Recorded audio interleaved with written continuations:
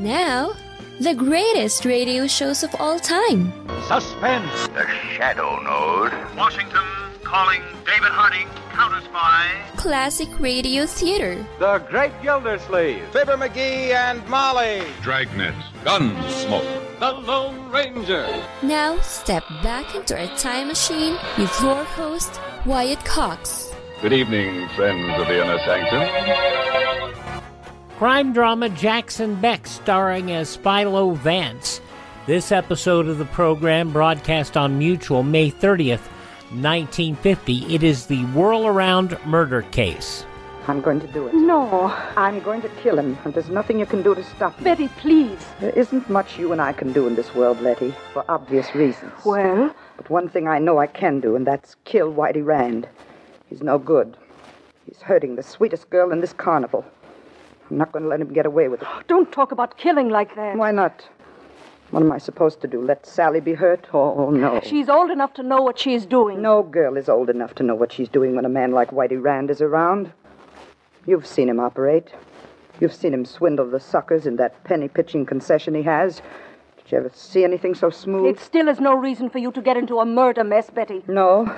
What could happen to me if I killed him? What? I don't know. Of course you don't know. Don't you realize I'm one of the only persons in the world who can commit murder and not be punished? That's no reason for you No to... reason. It's all the more reason. I can kill Whitey Rand. I can be caught killing him. I can confess that I killed him. I can tell the police that I planned the crime in advance. Still, they can do nothing to me. Because of me? That's right. Because of you. You would be innocent. Yes. And they can't very well do anything to me without affecting you. That's right. Sister dear, I think this is the first time that being Siamese twins, having been born joined together, is going to do either of us any good.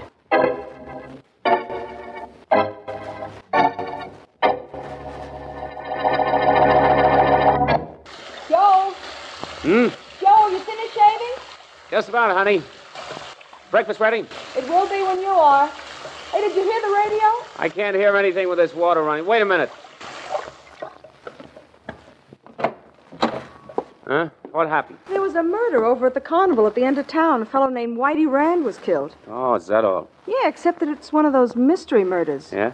After the crowd had left, the fellow was found dead with a broken neck right on the midway. It's too bad. What's for breakfast? Don't you care about the murder? Sure, Molly, but I also care about my job. I gotta be breaking up a road in an hour, and I'd like to eat first. Isn't that reasonable? Oh, sure. Hey, you've got a little soap on your left ear. Oh? Wipe it off and come on in. Murder isn't your business. That's right. Look, how's that soap on my ear? All off? Oh, come on, then. Let's get some breakfast so I can be off to work.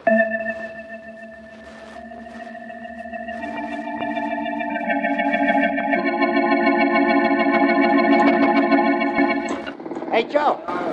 Joe! Ah! Talk up, Mikey. Got a little competition from those pneumatic drills. Right. Hey, where'd you eat lunch, Joe? At the diner on the corner. Why? Did you hear the extra on that Whitey Rand murder? Oh, I didn't know the guy was killed, and my wife told me when I was washing up this morning. What's the extra? District Attorney Markham is letting the carnival stay open till the killer is found. What kind of an extra is that? And that ain't all. The radio said that District Attorney Markham called in Philo Vance to help solve the case. You know Philo Vance? I do? You know about him. Everybody does. He's a private investigator, and when it comes to solving murder cases, he's a genius. Well, that's fine. Only I got a steak waiting at home for me when I get through working. Molly cooked it. And, brother, when Molly cooks a steak, you can have your Philo Vance. She's a real genius.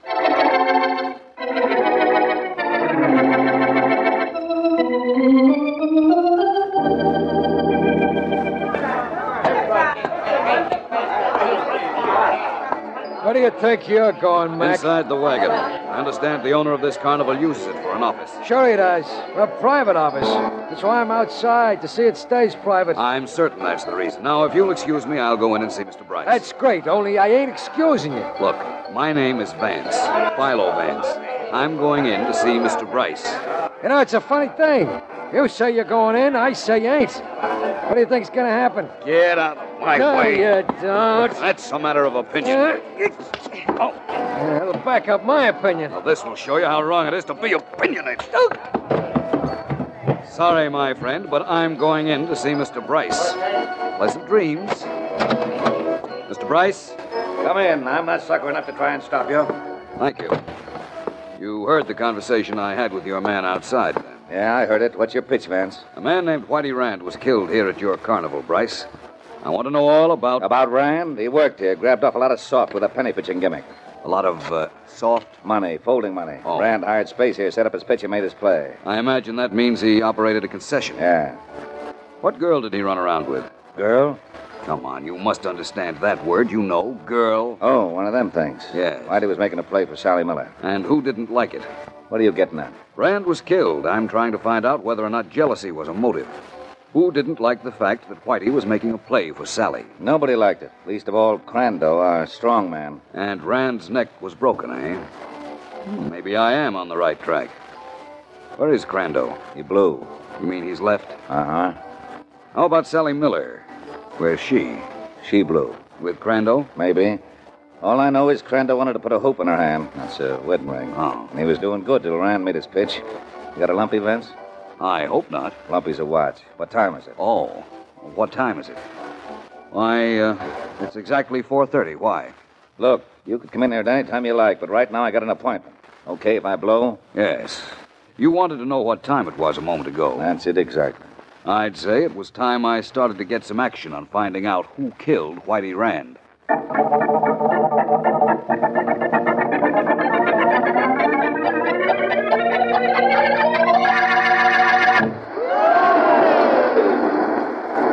All right, step right up, ladies and gentlemen. Step right up for a ride on the Whirlaround. Chills with no spills. Ride the ride that takes your breath away. Only 15 cents. Step up to the cashier and get your ticket. 5 minutes of the biggest thrill you ever had in your life. Ride the Whirlaround. Whirlaround. Ready. Yes, sir, Mr. Bryce. Yes, sir. What's the matter? Something wrong with the pitch I'm making?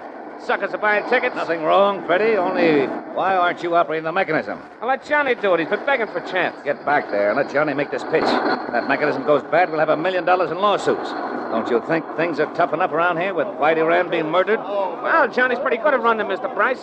Look, Freddie, only 2 guys can really operate the Whirlaround. You and me. I know, but... Now get back there. I got trouble enough already, and I don't want any more. All right. And if I do get any more trouble, I don't want it should come from you.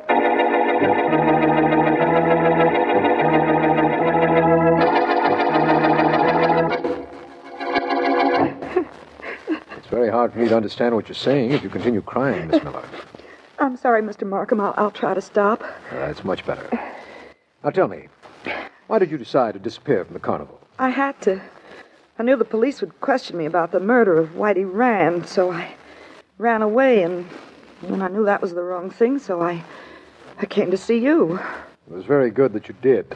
I'm district attorney, not a person you can't trust. Well, Now tell me, what do you know of Rand's death? Well, I told you he liked me. Yes, I gathered that much from what you said. And you mentioned a man named Crandall, the carnival strongman. He liked you, too. Crandall ran away with me, but I made him go. You can see him any time you like. He's at the boarding house where we all live. Well, that's fine. Now tell me why you came to me. Mr. Markham, my best friends at the carnival were Betty and Letty. I'm almost afraid to ask who they are. They're Siamese twins. Yes. They both disliked Whitey Rand. They didn't like the idea that he was taking me out after the shows. Oh? Betty told Whitey one night to leave me alone or she'd kill him. That's what I had to tell you. So one of the Siamese twins said that, did she? Tell me, Miss Miller, they're real Siamese twins? Nothing fake about them? Oh, definitely not. They were born joined together. They come from somewhere in Europe, I think. When Betty threatened Whitey, Letty, her sister, tried to calm her down, but it didn't do any good. Well, this is a fine situation. If Betty made good on her promise to kill Whitey, what can I do about it? I can't possibly bring her to trial, considering the fact that Letty, her sister, is apparently innocent. You know, it's a funny thing that you bring that up, Mr. Markham. Why is that? That's exactly what Betty told Whitey Rand the night before he was killed.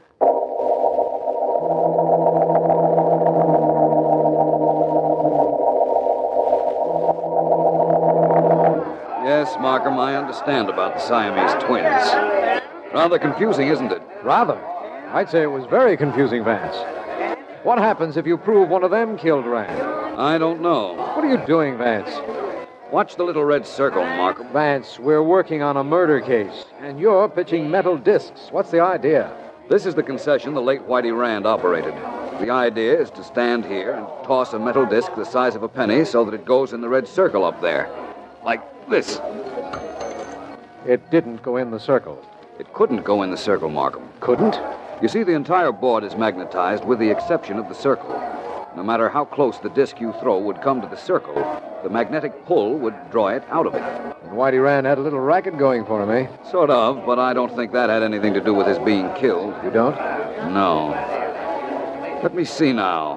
We have how many suspects? 3 that I know of. Sally Miller, the girl he was making a play for. Crando, her strongman boyfriend. And the Siamese twins. Or is that 4? I couldn't say. But our problem at the moment is to narrow down those suspects until we... What's going on? That fire is over there at the carousel, Vance. Those wooden horses will go in a minute. Come on, let's see what we can do to help. All right. There's enough breeze blowing to spread the flames all over the carnival. Oh, look, they've formed a bucket brigade. Perhaps they can control the blaze. I hope so. Let's stay right here. All right. Anything we can do to help? No, I don't think so. Thanks just the same. Come on, pass along. Press along. Well, just in case this situation of ours wasn't difficult enough, we have to have a fire at the carnival. Oh, it isn't too much of a fire. But it would have been if it weren't caught so quickly. I'm wondering about something. What were you wondering about, Vance? Oh, hello, Bryce. Markham, do you know the owner of the carnival, Stephen Bryce? Yes, we've met. This fire is going to hurt you, Bryce. Sure, but what can I do about it? This joint is jinxed. Superstitious, Mr. Bryce? Who, me? Yes. You have to be superstitious to get leery when a guy is murdered in your show and then a fire breaks out the next day? No, I imagine not. Hey, Vance. Just when I was coming along, you were telling Markham you were wondering about something. What? It doesn't concern you. Well, those firemen certainly have this under control now, Markham. Mr. Bryce, you won't have any problem about this fire now. But it did some damage, of course, but I don't think it has any real importance in view of the fact that it was brought under control so quickly. I guess you're right. Hey, get a load of that big hose going into action. The fire will be out in a moment now. But, Markham, you said that you didn't think the fire had any real importance, didn't you? That's right. It was checked immediately, and it's practically out now. How could it have any importance? I'm not sure. But what would you say if I told you that the fire and the murder of Whitey Rand are tied up? You feel all right, Vance? I feel wonderful, Mr. Bryce. Better now than I've felt at any time on this case. At last, I have something to work on. The fire might tell me who broke Whitey Rand's neck, so I can break this case.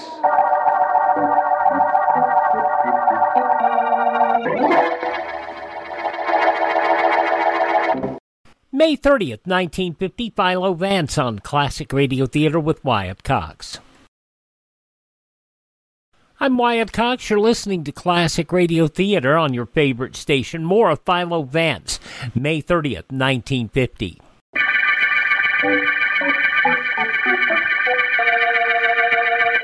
This is District Attorney Markham. The murder case we're working on concerns the death of Whitey Rand, found with his neck broken at Stephen Bryce's outdoor carnival.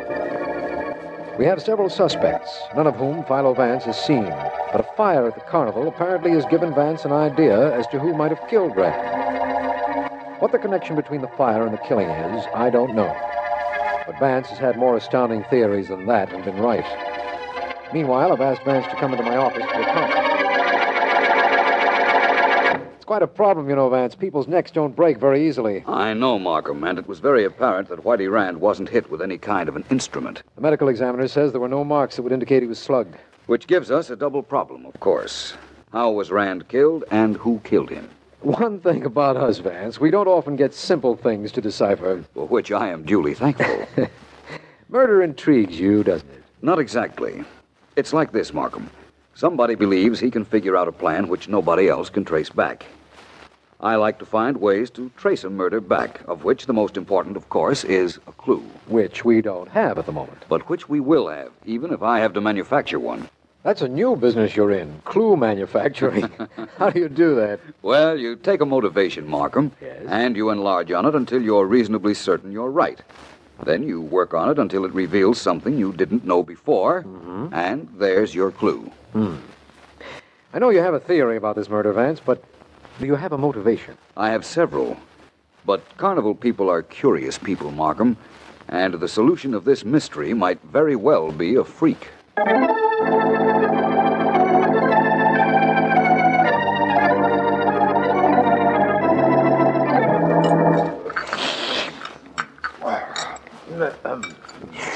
happening to all of us? Nobody is talking to anybody else.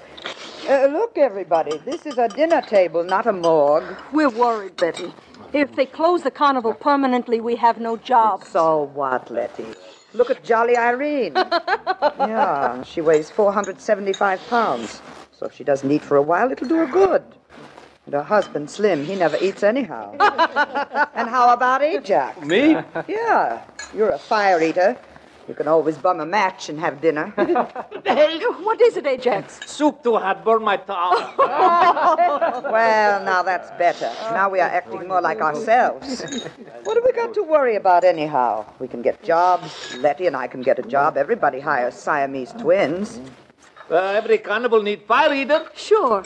And a fat woman, and a thin man, and a magician, and a strong man, and concession operators. Even Bryce can get another job. Oh, what would the owner of our little company need a job for?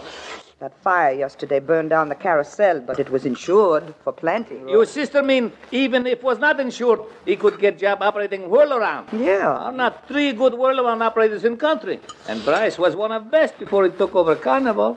Well, then it is like Betty said. We all can get jobs, so what are we worried about? That's right. Let's do something to cheer ourselves up real good. And I know what we will do that will give us some real laughs. What is that, lady? What is it people always do when they come to our carnival and they're looking for relaxation? They come over to our tent, look at us, and laugh. Exactly. Let's all of us get some real laughs. Let's go out and look at people.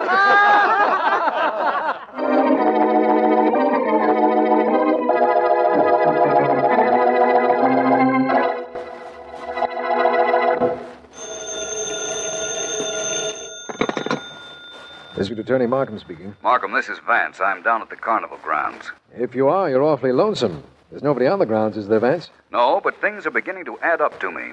I know the fire started your mental addition, Vance. What's happened since? Well, it is possible that I can tell you how Whitey Rand's neck was broken. We have several theories. Such as? Crando, the strong man, might have cracked Rand's neck. True. 2 people working in unison might have done it. In fact, it might have been done in any of several ways. But not without there being some kind of a mark on the neck. A bruise, a discoloration. And there wasn't. No, I told you, not a trace of one. Then I'm getting close to home. Markham, please dig up a man named Freddie if you can. Freddie? Freddie who? I don't know his second name, but he ran one of the carnival rides. You can check the records and find him, I'm sure. I'll try. After that, what?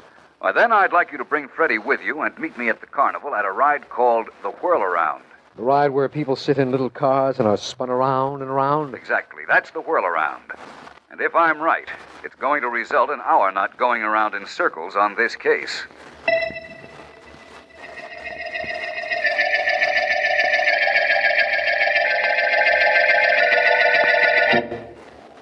You pull this lever here, Mr. Markham. That starts the cars going round. Go ahead, pull it back. Well, Vance is in one of the cars. I want to see if he's ready first. Just a second, Freddie. Vance. Start it up, Markham. Here we go.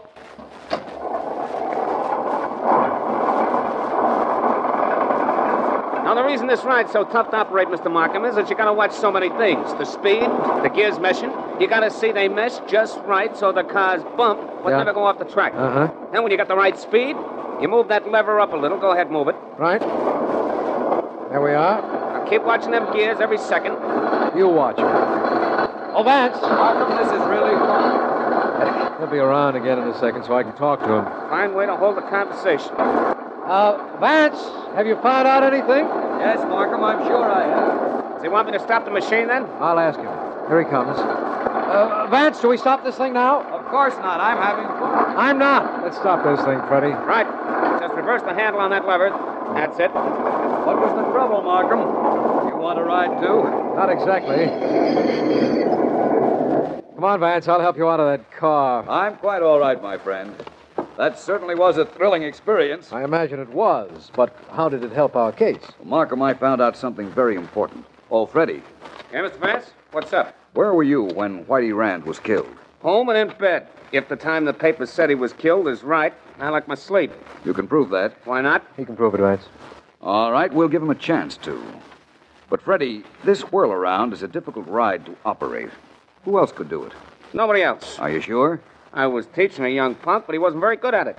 Who taught you? The boss, Mr. Bryce. Uh-huh. Best whirl-around operator in the country before he took over the carnival. And when was that? A couple of years ago.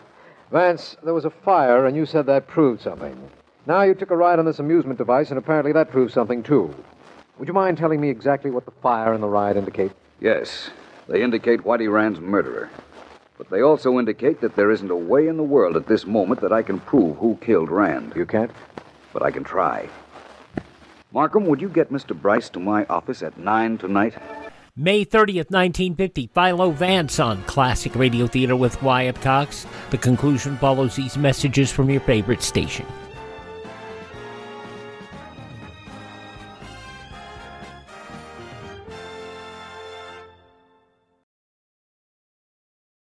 Just going to take a minute here to tell you about the big savings going on now, the clearance sale at mypillow.com.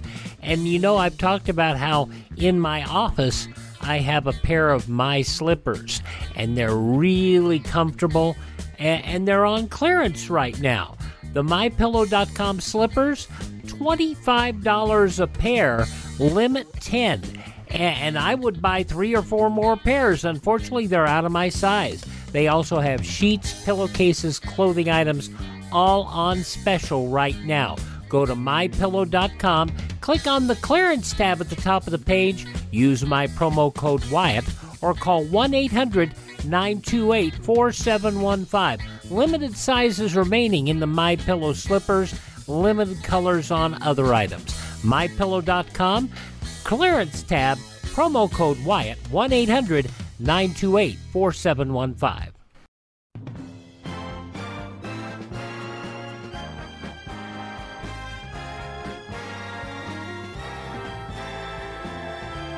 Thanks for tuning in to Classic Radio Theater with Wyatt Cox. Now the conclusion of Philo Vance, May 30th, 1950.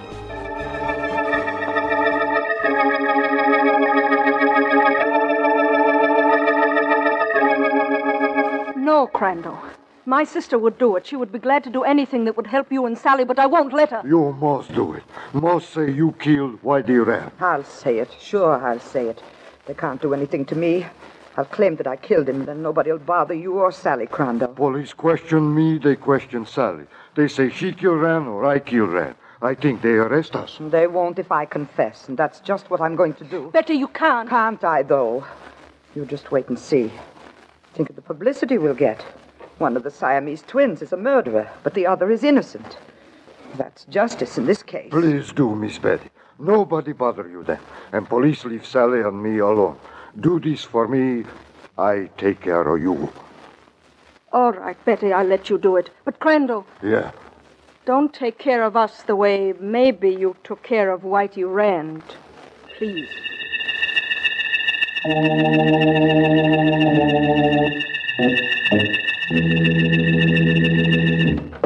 Vance. Where are you, Vance? In here in my private office, Mr. Bryce. Please come in. I'm coming in. Tell me why you had the district attorney ask me to come here. Please close the door, will you? What's the idea of keeping your back turned toward me? It's my own idea. And there's no need for it to be a secret any longer. Look at me. What's with you wearing that cotton mask over your nose and mouth? That's the idea I was telling you about. Look over on my desk. What do you see, Mr. Bryce? Now, this is really getting funny. 5 balloons. What are you doing with 5 balloons? I'll show you. Mr. Bryce, I know you killed Whitey Rand. What? Of course, I don't know why you killed him, but I know how you did it. Unfortunately, I can't prove it. Isn't that too bad? Yes, it's the reason I've got to kill you. Now, let's keep this sane, Vance. What did you say? I said I've got to kill you. I can't miss on a case, and I can't prove you killed Rand, even though I know you did. So these balloons, this mask, and this office, which you will observe is airtight, are necessary. Now, the door. Locked. Briefly, Mr. Bryce, sometimes the machinery of the law allows a guilty person to remain at liberty because of the word proof. I don't have it in your case, so you're going to give it to me or die. You're a madman, Vance. I've never been accused of that before.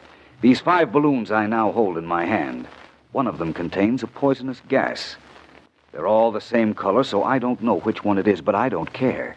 This mask will protect me from the gas. If I don't talk, you'll break the balloons. One by one. Like this. Don't. Apparently, that was one that didn't contain the gas. 4 more. And with each one, your hope of living gets slimmer. Want to confess, Mr. Bryce? No, I don't. I never will. I won't. Not the gas balloon. 3 more, Mr. Bryce. You still have a chance if you confess. What makes you so sure I did it? I didn't kill Whitey Rand. 2 more. I can't admit anything I didn't do. Apparently, I left the gas balloon for last. Well, Bryce? You go jump in the lake. The whole thing was a trick. There was no gas in... Let me out of here. The door's locked. Let me out. I'm dying. Open this door. Open Certainly. Why did you kill Whitey Rand? What was the motive? I'll tell you everything. Everything. I killed Rand because he knew I had swindled the former owner out of the carnival and he was blackmailing me. Now, open this door. Keep talking, Bryce. And after you tell me all I want to know, I'll tell Markham how I knew it was you who killed Rand.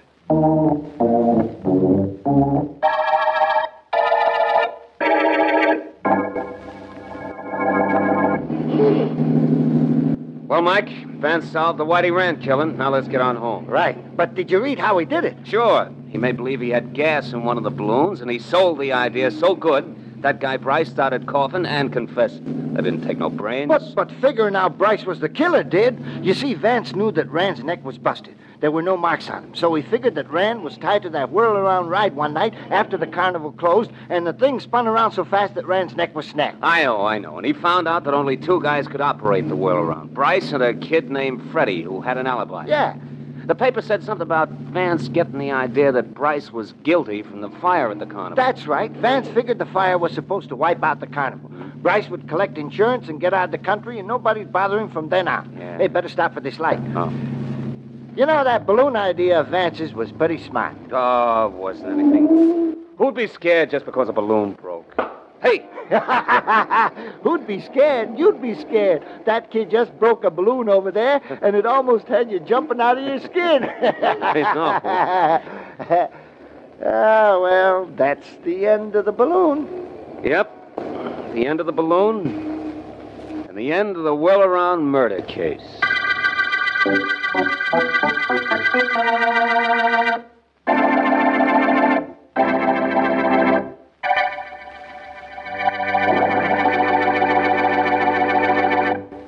Pop goes the weasel. May 30th, 1950. Philo Vance on Classic Radio Theater with Wyatt Cox.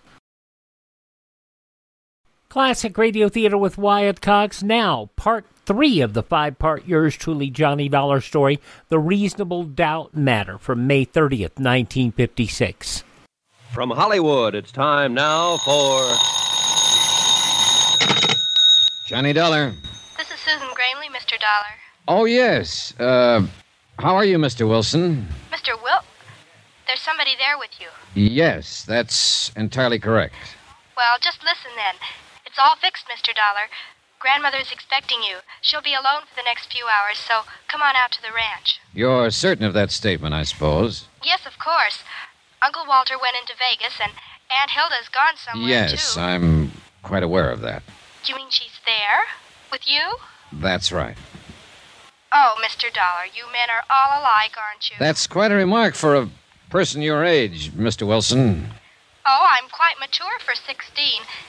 Has she made her pitch yet? I think we'd better postpone this discussion until the next time we meet. Well, she always does, you know. She's a regular vampire. I figure Uncle Walter's going to kill her someday. Mr. Wilson. Yes, sir. Goodbye.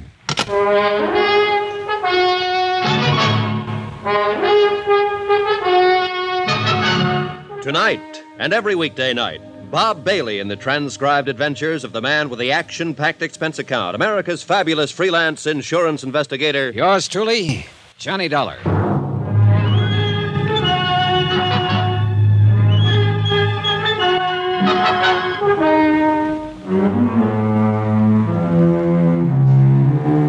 From Special Investigator Johnny Dollar, location Las Vegas, Nevada, to the Home Office, Amercon Northern Trust Company, Hartford, Connecticut.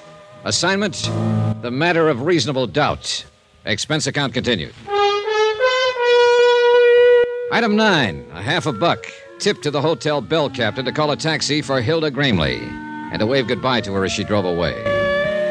I do not include the 6 brandy she guzzled. Those are on me. Of course, she had knocked on my door uninvited, so that made it her party. But still, it was my room, so that made her my guest, so... forget it. The whole thing left me too confused to itemize it. She'd obviously come on a fishing expedition. The fish, information. Bait, The usual, but nicely designed. Results? None on either side. What had started out as a trust case had turned into a snipe hunt. I was in over my head, floundering, and I needed some good, buoyant answers. I was hoping Mrs. Gramley herself could supply a few of them. I'm very glad to meet you, Mr. Dollar. Sit down. She wasn't young, and she wasn't beautiful anymore, but she had been once. She still had some of that assurance and authority that beauty always gives a woman. She seemed a little uncertain, a little harried, maybe, but underneath it, just as tough as an old field boot. I think you'd better leave us alone now, Susan. Okay, Gran. If she starts using her brass knucks, give a whistle, Mr. Dollar. I'll rush in and save you. Thanks, I'll remember. Oh, she's a brash little flibberty-gibbet. And you love the dickens out of her, don't you? Love? Oh. Yes, I do love the dickens out of her, Mr. Dollar. Is that what you came out here to find out? No, I knew that already. Otherwise, you wouldn't have wanted to transfer all your holdings to her. How did you know about that? Just who the devil are you, anyway? Seems to me Susan was pretty vague on that score. She had to be. She doesn't know. Then why did she think I ought to see you? Oh, she decided I looked honest. Claims she's got a knack for that sort of thing. As a matter of fact, she has. And also, she loved her father and mother. What do you mean by that? Mrs. Gramley, I'm here because your friend, Jonas Parks of the Flint Rock Bank, sent for me. What? I'm a special investigator for the Amacron Northern Trust Company of Hartford, Connecticut. Why, Jonas didn't say anything to me. He hasn't had a chance. He intended to when he was here this afternoon, but you were too ill to see him. Ill? I didn't even know he was here. Your nephew and his wife did. He talked to them. Tell me, Mr. Dollar, just why did Jonas send for you? Because he thought you might be losing your mind. Oh, he did he? Huh. Are you? Well, if you thought so, you wouldn't have said it so bluntly. Right. I don't think so. Well, what made Jonas think it? You asked him to set up an insurance trust for the benefit of your granddaughter, Susan. Apparently, the intent was to convey your entire estate to her over a period of 2 to 3 years. What's so crazy about that? Nothing at all, so far as that part of it was concerned. But it didn't stop there. After he got the proceedings started, you turned skittish on him, started to flutter. Well, Jonas is a fool. He is not a fool, and you know it. He's been your friend for 20 years. He's completely trustworthy, conscientious, and he has your best interests at heart. Huh. How much is he paying you to say things like that? Nobody is paying me but the Amacron Trust Company, and furthermore, you know it. All you're doing is trying to dodge the issue. Young man, I'm not accustomed to being talked to this way. Then you can look at it as a refreshingly novel experience. You sound like Susan. And an experience you don't entirely dislike. Presumptuous whelp. Maybe. Are you married, Mr. Dollar? No. What a pity I'm not 30 years younger. What a pity I'm not 30 years older. Oh, thank you, sir. And now let's stop scratching each other's backs and get to the point. All right. Jonas is a fine man. No doubt he did have reason to get upset. These past months have been... Well, I suppose I haven't seemed like myself at all. Why is that? Oh, you're like a bulldog with a bone, Mr. Dollar. Careful how you talk about your might-have-been lover. What has been wrong these past months? Maybe I am losing my mind. Because actually, nothing has been wrong. I don't agree. I think something is wrong right now. Then why don't you tell me about it? All right, I will. Apparently I'll have to if we ever expect to get anywhere. All right, some months ago you stopped going into town, stopped having visitors. Then you decided to get rid of your estate, turn it over to Susan. When your nephew, Walter, heard about it, he implied to Jonas Parks that you were losing your mind. Then you yourself started to back down on the idea. Why? Was Walter putting pressure on you? Not exactly. What were you scared of, Mrs. Gramley? It's got something to do with Walter and Hilda, right? Sit down. Almost a year ago, I discovered that the two of them were stealing me blind. Tampering with the ranch accounts, forging signatures, all sorts of ways. Why didn't you take it to Jonas or to the police? Because I didn't believe it at first. By the time I was absolutely sure, they'd cut the ground out from under me. So you tried to convey the property to Susan secretly? Yes, until Walter learned what I was doing. Who's the push in that pair? Who's got the brains? Why, she has. Walter doesn't even have the gumption to get in out of the rain on his own. Uh-huh. Then she must have been the one who planned the auto accident.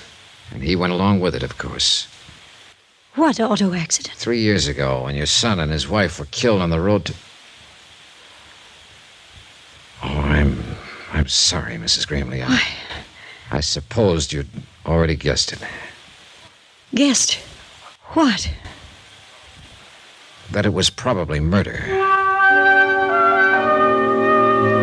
An old lady, tired and lost, seeing herself surrounded by enemies, living in fear. But she at least knew one thing, that she wasn't alone now, that somebody else believed her and was on her side. Don't worry about her, Mr. Dollar. She'll be all right. Well, she had quite a shock, Susan. She had to know sometime. Oh, it's not a matter of no, exactly. It's only suspicion. All right, you go to your church and I'll go to mine. But I know Walter and Hilda murdered my parents. And I think you know it, too. Well, call it a real strong suspicion, then. So what are you going to do about it? What do you suggest I do about it? Advise my elders? I'm only a helpless young female. You're about as helpless as a mongoose with a cobra. Flattery? No, just a statement of fact. Say, look, what do you think they've been doing with the money they've cheated your grandmother out of? Oh, that's easy. Uncle Walter gambles. And gambles and gambles. And loses and loses? Uh-huh. He's not real bright, you know. Where does he do this? Different joints in Vegas? Oh, just one, mostly. A club called the Lead Balloon, and the name figures. Any special reason he hits that particular club? I think it's the only one that'll take his IOUs. The owner came out here to collect a couple of times. Happen to know his name? Sure, I got big ears. His name is Deuce McCoy. Deuce McCoy, the Lead Balloon. And the rest of the dough? Hilda. She's what's known as a luxury dame, Mr. Dollar. Yeah, so I gathered. I'll bet you gathered. Oh, relax, will you? I'll send you out of the room. Yes, sir. Does she run around with other men? Oh, Mr. Dollar. All right, then. Do you happen to know any of them? Nope. I've managed not to, but it hasn't been easy. One or two, or does she play the field? I wouldn't know. But she's always getting gifts from somebody. Oh, she's a real cool operator. But of course, you know that, since you've been one of her victims. How would you like to get spanked? I don't know. I've never been. But I can quote you all kinds of psychology about it. Take, for instance... Never mind. Good night.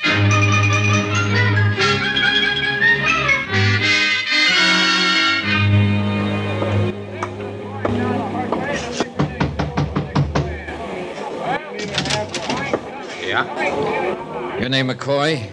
Deuce McCoy? Yeah, that's right. Johnny Dollar. I'd like to talk to you about a mutual acquaintance. What mutual acquaintance? Walter Gramley. He's across the room there at the moment, bucking one of your crap tables. Come on in, Dollar. Thanks. All right, now, what about Gramley? How much is he into you? Nobody gets into me. You've been taking his IOUs, haven't you? He buys them off. Holding any now? Look, what's the pitch? Huh? What racket are you in? Insurance. What's that got to do with Gramley? I don't think he's a very good risk. Mm-hmm. Meaning? He's probably going to be doing time for embezzlement before long. So why are you telling me about this? Well, I thought you might be interested, since you've been taking his IOUs. Oh, you're big-hearted, is that it? You're just being neighborly? You might put it that way. Yeah, now, I might not. Now, what is your angle? Is Gramley a personal friend of yours? No more than any other sucker out there at the tables. Then you wouldn't know where he gets the money he loses. Well, that I never ask. And I don't suppose you'd know his wife. Oh, he's married, is he? Her name is Hilda. She likes gifts, and brandy, and money, and excitement. Then I hope she manages to find him. Whoever she is. Oh, she does, one way or another. We all got our problems, darling. Yeah, but some of us more than the others, right, McCoy? You through speaking your piece now, huh? Not another word to say. Well, then I don't want to rush you, but... Hey, that's a nice cigarette case. Platinum, isn't it? I wouldn't know. It's not yours? Somebody left it at the table. Somebody, huh? Then you don't know who it belongs to. If I did, I'd give it back. Then I'll save you some trouble, Mr. McCoy. I do know who it belongs to. What makes you think so? Because I saw it earlier today. It belongs to Hilda Gramley.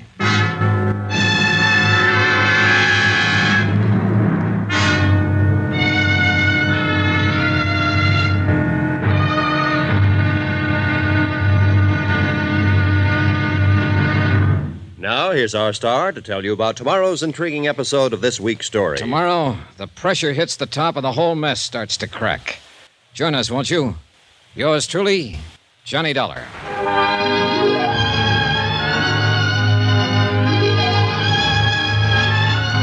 Yours truly, Johnny Dollar, starring Bob Bailey, is transcribed in Hollywood. Written by Les Crutchfield, it is produced and directed by Jack Johnstone. Be sure to join us tomorrow night, same time and station, for the next exciting episode of Yours truly, Johnny Dollar. Roy Rowan speaking.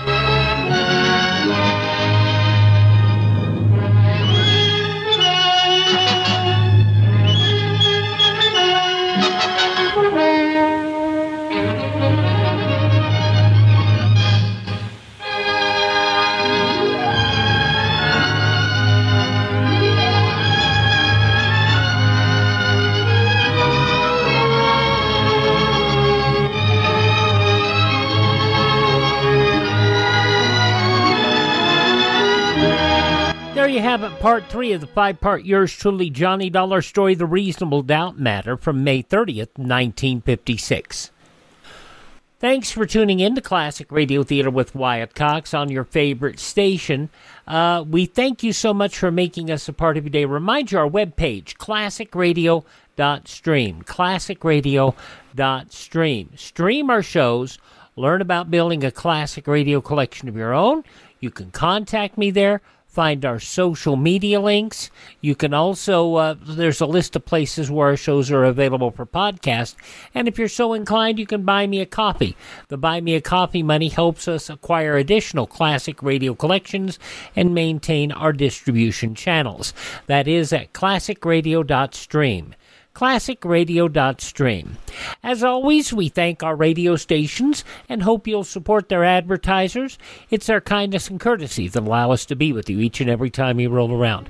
Most importantly, tell all your friends the greatest radio shows of all time are right here at this spot on the dial. Classic Radio Theater with Wyatt Cox on your favorite radio station.